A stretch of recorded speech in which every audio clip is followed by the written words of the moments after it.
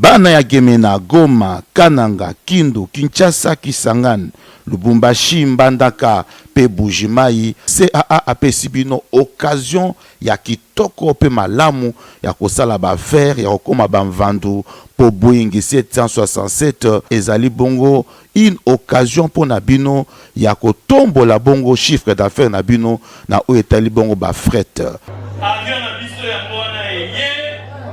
donc sala na yango mosala moto abangisa moninga moto akabela moninga ezali te soki napesi yo biloko lobi koya lisusu awa te avion na bino yango wana eye tosala mosala lutu tokomema kopo tokomema sani tokomema baplastique tokomema bipeli tokomema bamoto tokomema mituka tokomema ebongo na nzela ya kananga bataba ya bomoi tokomema fumba pe tokomema. CAA, véritable leader dans ma bataille à RDC, azali toujours dans souci à soutenir pe kotombola kitayamboka pe natina wanande Boeing 767 oyo et ye po na kopesa occasion na ba congolais nyonso surtout mingi ba o bazana ba agence ya fret basala musala malam bana mboka société na mino yango yo plus de 32 ans na service na bino pe azali ko continuer ko innover po na kopesa bino chance ya ko améliorer ba capacité pe ba chiffre d'affaires na bino. CAA azali véritable partenaire, plus de 32 ans au service de la nation. Info Lingala ya vendredi 4 octobre 2024 yango ebande pa funana sur makasi ya représenter bino yango na lombango to fongoli yango pona kotalisa bino ndenge akomaki mukola jeudi 3 octobre 2024 kuna na bapokwa na Paris na suka ya visite na ye ya 3 jours na Hongrie ezali bongo chef de l'état Félix Antoine Tshisekedi Tshilombo pa ayamba mati kitoko vendredi 4 octobre et pa ya président ya France Emmanuel Macron kuna na palais ya Élysée héritier mapinemi apesi bino ba détail.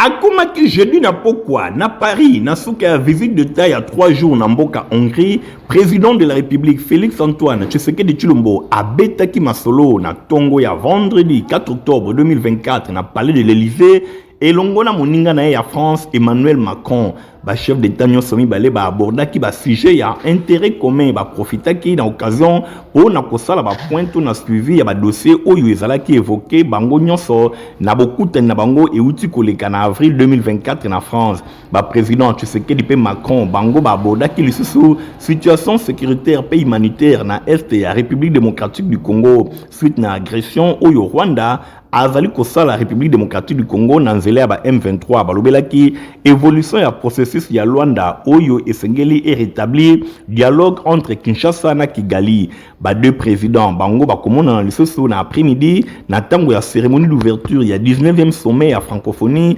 oyo ezali organisé na Villers-Cotterêts na kati ya cité internationale ya langue française na nord ya Paris. Président de l'Assemblée nationale, Vital Kamerhe, a sangisaki jeudi 3 octobre, président y a groupe parlementaire Pona Kota Landengeni Nikotia en place différentes commissions parlementaires y a Assemblée nationale Ndenge héritier Mapindemi Atalisi. Na bozongi na ye na mboka après séjour ya mokuse na Côte d'Ivoire et pa wapi azalaki invité d'honneur pour na ouverture ya deuxième session ordinaire ya Assemblée nationale kuna na Côte d'Ivoire. Professeur Vital Kamerhe asangisaki mbala moko autour ya ye jeudi 3 octobre 2024 ba président ba groupe parlementaire oyo ba se constituaki na kati ya Assemblée nationale pour na bokutani oyo numéro 1 ya chambre basse ya parlement. Vital Kamerhe accompagné na rapporteur Jacques Njoli ba betaki masolo na bato oyo ayambaki pour na nécessité ya kota en place du commission permanente ya Assemblée nationale pour na ko permettre na ba représentants ya peuple ba banda déjà mosala na bango kati na ba commission. Rapporteur Jacques Njoli atalisaki na compte rendu a commission réunion oyo ezalaki convoqué et pas ya président ya Assemblée nationale pambate conclusion na yango ezali kotalisa na ba principe oyo ekosunga représentation nationale pour ba structurer ba commission permanente oyo ezali bongo organe technique pe ya mosala ya chambre basse ya parlement ba principe nyonso emonisami orientation et pesami ba accord ezalaki déjà obtenu de part et d'autre ba concession et salemi amonike na ngonga moko ya mokuse ekozala na plénière conformément à l'article 47 du règlement d'intérieur quand na plénière oyo ba kosa la présentation ba différents groupes parlementaires pe ba bureau na bango en même temps répartition na plénière et kosala mapona ko valider ba membres ya ba différentes commissions techniques ndenge atalisi Assemblée nationale et outil na maponomi ezali bongo occasion pour na koluka kosangisa ba force nyonso va se retrouver dans ba groupe parlementaire na mise en place ba bureau et sengeli kozwa en compte ba élément nyonso pe ba élément arithmétique ndenge atalisaki bosimba ke ba groupe parlementaire ba commission permanente ya Assemblée nationale ezali formé na durée ya 5 ans yango ezalaki na litomba pour na bureau ya Camere ba na ko trouver consensus pour na accord nyonso ba na ko kende na suka pendant 5 ans. Chambre haute parlement pour la côté Sabino Ndenge président et à Sénat Jean-Michel Samuel Konde Kenge accordé qui jeudi 4-3 octobre audience na ambassadeur ya Turquie na RDC bon na batete nango elongo na Merlin Massamba. Ba échange entre Murat Ilkou et Samuel Konde Kenge ezalaki pour na renforcement ya coopération entre Bamboka Omibale respectif na cadre ya diplomatie parlementaire diplomate turc liboso ya bapandisango atalisa kiti na entretien la bango kuna affirmer ndenge ayaki pour na visite à courtoisie et pas ya numéro 1 ya Sénat congolais pe lisusu amemelaki message ya félicitations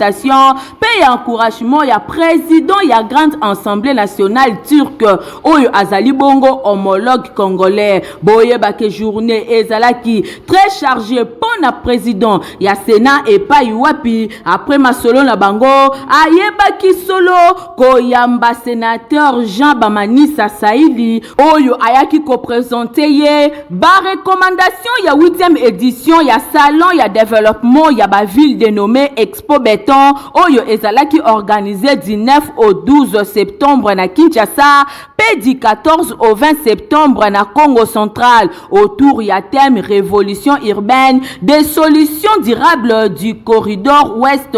pour Kinshasa et Congo central et belé ya ba recommandation oyo ezo figurer programme ya développement ya ba ville PDV na mokuse équivalent ya ba ville ya PDL 145 territoire sénateur Jean Bamanisa atalisi boye que masolo na bango ezalaki na cadre ya ba travaux ya 8e édition ya Expo Béton et pa wapi Samuel Konde Kenge a participaka tango azalaka chef ya gouvernement ezalaki question ya ba réforme pour la structure politique pe administrative ya Kinshasa na yango ba recommandation ya 8e édition ezo suggérer que programme oyo ba mema yango na Sénat pe ba organisateur bazo compter que Samuel Konde Kenge a mema yango na ba réforme nécessaire na niveau législatif pour la révolution urbaine pe ba solution durable spécialement pour la corridor ouest Kinshasa pe Congo central ba reconnaître que tango azalaka premier ministre Samuel Konde Kenge apporta kango avec brio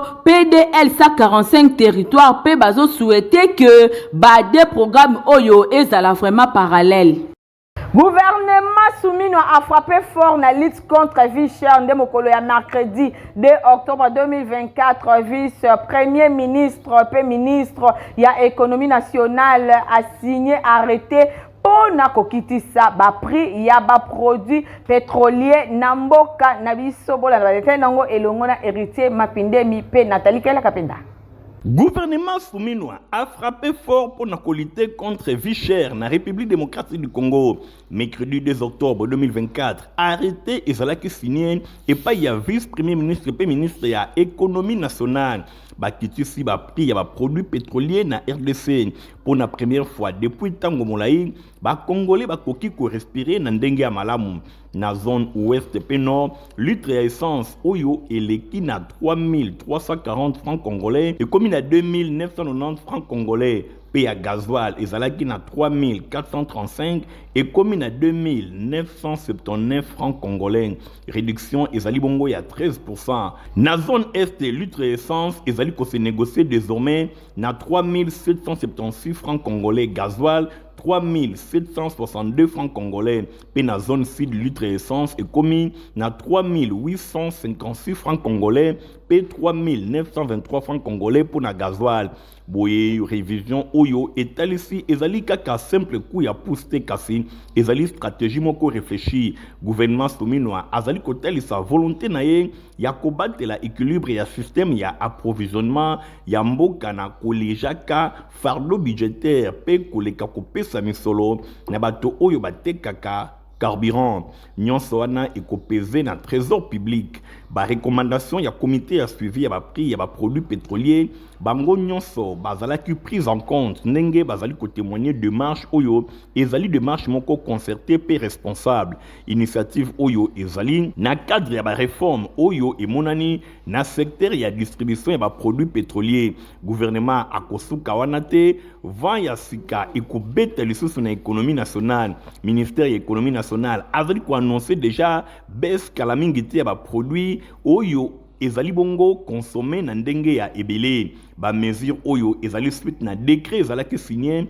et pas ya premier ministre nyonso pona ko viser ko instaurer ba mesure moko na lombango pona ko lutter contre vie chère. Ba congolais ba koki désormais kota la avenir ya ba prix oyo ekozala lisusu obstacle te pona pouvoir d'achat pona ko kende mosika na lutte oyo gouvernement oyo ezali dirigé et pas ya Gédil Sominois ba décider kolongola série ya ba taxe interne oyo bandaki konyokola ba importateur. Décision oyo ezali bongo pona kotindika ba commerçant ba réduire ba prix na bango pe ko tombola pouvoir d'achat ba congolais. Natina wana baisse ya ba prix ya ba produits pétroliers et ko entraîner oyo eba bien ya première nécessité et banakokita mingi oyo et dépendaka na ba produits pétroliers ndenge makambo ezali kotalisama na cadre ya programme d'action ya gouvernement pour na 2024-2028 gouvernement sominois azali kotia point moko ya honneur pour na ko protéger pe ko renforcer pouvoir d'achat pe ba ménage ya ba congolais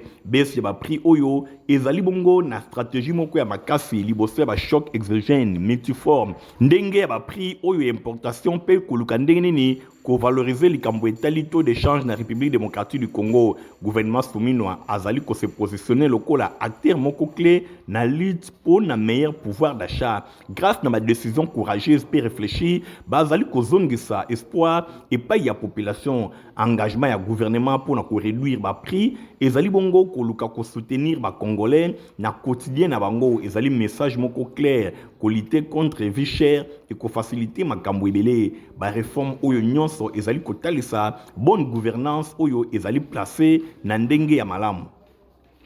Na couleur éducation mosenga koyebaka complexe scolaire Mama Pemba école ya fondation Nerombungu bazala kina kilt scolaire na bango lokola momesano vendredi 4 octobre 2024 bolanda ba détail elongo na la Dilandu pe héritier Mapindemi. Culte ya consécration, Yabasel Nanzambe, ya Centre évangélique Nouvelle Alliance, Sénat na Mokuse, et Kambamaka, et pas ya Révérend Prosper Kabangu, Moko Yabasel Nanzambe, Oyo Bazwami na Lisanga, Yabasel Nanzambe, Oyo Basungaka, honorable, Nerombungu, Fumabanga Moyo, Tango Nyonso na Mabondeli, Pelisanga oyo ezali lokola ba conseil spirituel ya son excellence honorable Nerombungu nyonso esalemaki na occasion ya bokundoli milulu ya 5e anniversaire ya création ya etonga oyo bosimbake ezalaki na kati ya communauté des assemblées dédiées au Congo CADC na Mokuse to KDC membre ya église de Christ au Congo ECC ndenge moko révérend Kabangu alimbolaki na suka ya culte. Donc tozalaki na milulu ozalaki double événement liboso tozalaki na yango tozalaki ko célébrer 5e anniversaire ya église na biso Centre évangélique Nouvelle Alliance oyo tozali moko ya ba Assemblée de Dieu, c'est-à-dire KDC. Et puis, na kati na célébration wana nde par recommandation ya Nzambe na consacré pasteur Yvette, le voilà pasteur kati na église et puis na consacré lui ancien oyo bazwi mokumba mpona kokamba mosala na Nzambe et puis na bulisi le président ya balai qui na vice président na ye donc événement autre qui na ngo lelonde yango na kati na église na biso. Mokambia Yambo ya centre évangélique Nouvelle Alliance révérend Prosper Kabangu a profité qui na occasion oyo ya milulu pour na kopesa message na population. Bandimi ya etonga Sénat pe ba membre ya ba famille ba sel na Nzambe oyo bazalaki consacré ba tondi samaki na sengo pour na koyembela nkolo ko sanjola ye pe ko kumisa Nzambe na double cérémonie oyo esalemaki awa. En tout cas, nyonso elekaki kitoko. Pour la bino nyonso bozana besoin ya ko voyager na États-Unis d'Amérique boyeba ke cybercafé Eric ezawana pona bino déjà développeri et bandaki déjà mokolo ya le 2 octobre bo welisa kokende ko betisa yango ba détail elongo na Nathalie Kaila Kapé.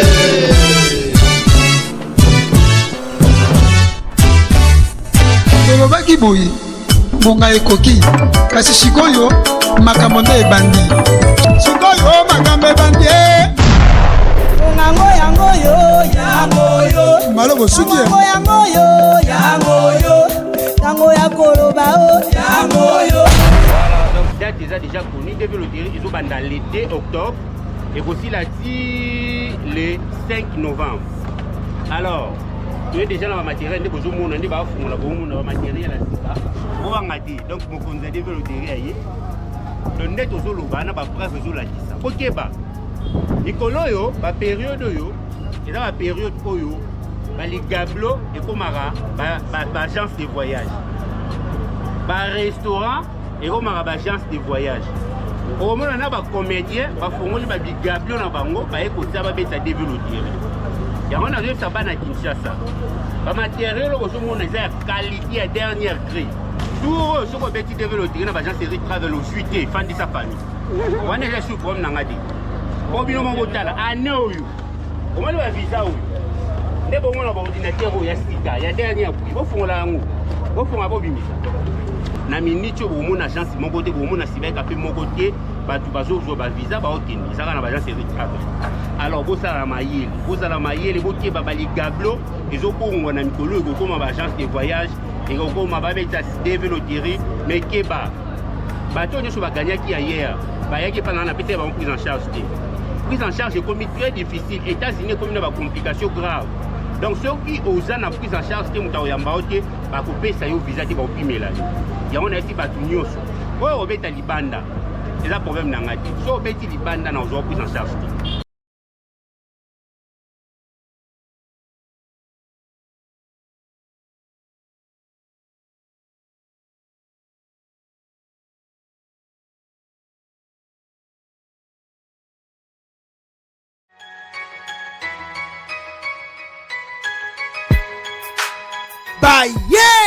Baye na Kinshasa après avoir kokanga République démocratique du Congo mobimba maison de soins Majimarefu ya mwana mboka l'international Dr Zimamoto oyo azwa ba diplôme de mérite et belé bona expérience na ye ba professionnel na médecine traditionnelle awa na RDC bazo traiter plus de 99 maladies épilepsie, trouble mental, insomnie, paralysie, goitre, diabète, mokongo-passi, rhumatisme, hémorroïdes externe et interne, faiblesse sexuelle, infection urogénitale, stérilité des couples, hernie interne et externe, myome, kyste, appendicite, asthme, carie dentaire, problème ya misu, na ba maladie ya ndenge na ndenge. Bazali na ba produit très efficace sur base ya ba plante naturelle. Pe misusu ezouta na mboka ya papaya lokola Indonésie, Malaisie, Philippines, États-Unis d'Amérique pe Canada. Ba appareil ya Ouake eza na pointe pour na accompagner ba guérison, ba examen ezo salema na appareil scanner IN24 nouvelle technologie. Ba na Kinshasa boya kosalisa l'examen na bino na prix promotionnel ko banda lundi ti vendredi na 5000 francs ya pamba na fiche na yo na kati. Bongo po na samedi pe dimanche na 3000 francs ya pamba. Na senge na bandeko nyonso oyo bazotungisama na maladi nyonso oyo baza nango na kati ya nzoto na bango. Baya awa. Adresse sur boulevard Lumumba, numéro 85, qui colle référence arrêt école. Pour tout contact 089 75 27 431 na maison de soins Majimarin Fou traitement terrible. esika ya kopemisa nzoto eza kaka moko na ville province ya Kinshasa ezali bongo na Flotte Hotel Boss Petit Junior bolanda ba détail nango elongo na hérité Mapinde Mipe la Dilando.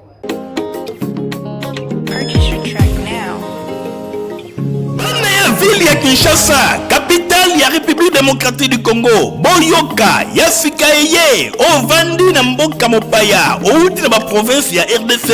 komitungisa te bona esika kovanda pe ya kopema papa mama yoka Flat Hotel Petit Junior Boss awa tozana commune ya Matete ateli bino bolinga esika ya kitoko pe ya confort ya nyama bona kopema na quartier Kinda 1 numéro 18 commune ya Matete référence Batende entrée église Amos Mbayo to école Kinda Flat Hotel Petit Junior Boss ba chambre et kuba ya qualité moko supérieure kasi ba prix ya se bona kosinga bana Congo kuna okoti na kati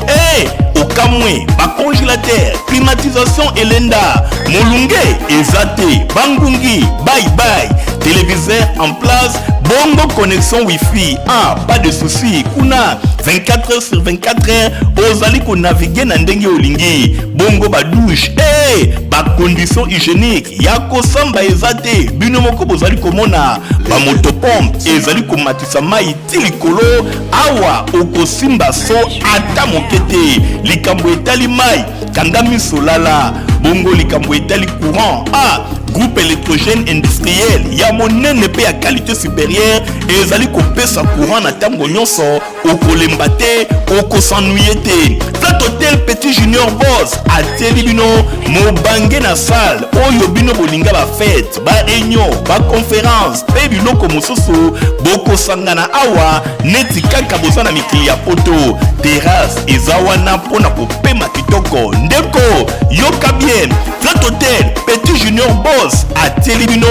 eloko ya mobange na ville ya Kinshasa yo lingi ba renseignement misusu benga na ba numéro oyo ezwami na écran poto eye na Kinshasa. Flat Hotel Petit Junior Boss nyonso population azali ko se retrouver a sepeli alobi Boss Junior nde mosungi ya ba congolais.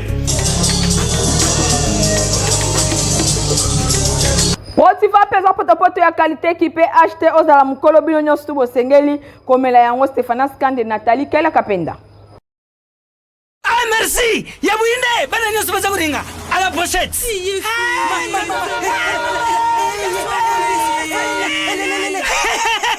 Vous allez quoi mais Potifa est tonne de protéines et énergie. Ah papa merci pour les pour les enfants. Bino, bote la baonine. Bona bana na yo bakumarukura bana oyo folesa kabango poto poto protivap esaba pota pota te allez kamata bon appétit bana nyeso ba yaka protivap aba sisi kulia ya bango protivap ba bandi badasi na bango ya babebe pro tala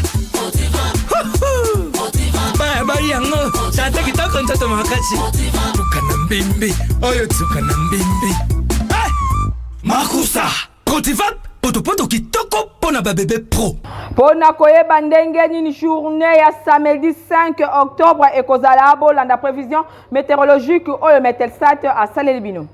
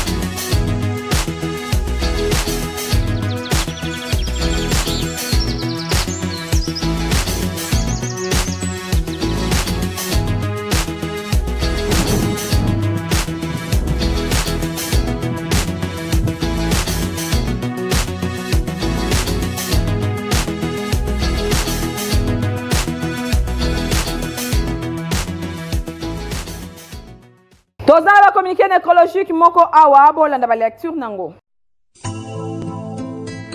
Famille Kabwiku bazana mawa ya kwebisa na bandeko baninga pe bayibai na bango nyonso liwa ya papa pe ndeko na bango César Kabwiku Mbela oyo akufaki le 2 octobre 2024 eleki nzoto ya mowei ezwami bongo na morgue ya hôpital de l'amitié sino-congolaise oyo ezwami na Njili quartier 7. En attendant programme eyeba na kobima matanga ezali kosalema na lopango ya Libota oyo ezwami na avenue Kwilungongo numéro 19 na quartier 4 na commune ya Njili. Arrêt Sainte-Thérèse, référence bar Zénith. Tu as été communiqué oyo et comme la batonyon sobayebaka papa Kabwiku Mbela César. Hello, Nina Sila Kate Info Lingala ya vendredi 4 octobre yango ekomi na souke peuple nazaki na plaisir makasi ya représenter les bino yango soki bosepela na ngbo pesa merci mingi na Nathalie Kaila Kapenda oyo a kambaki bongo édition na sima caméra tozalaki na Merline Massamba montage sima maki na Christian Kangebe ni pe Fabrice Lundombi journal peuple pour la peuple zaka supervisé et pas héritier mapine mbandeko boti kala malamu au revoir bana ya Gemena Goma Kananga Kindu Kinshasa Kisangani Lubumbashi Mbandaka pe Bujimai CAA apesi bino occasion ya kitoko pe malamu ya kosala ba faire ya kokoma ba mvandu po Boeing 767 ezali bongo une occasion pour na bino ya kotombola bongo chiffre d'affaires na bino na o etali bongo ba fret avion na biso ya mwana eye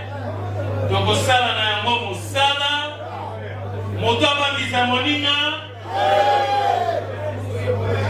moto akandela moninga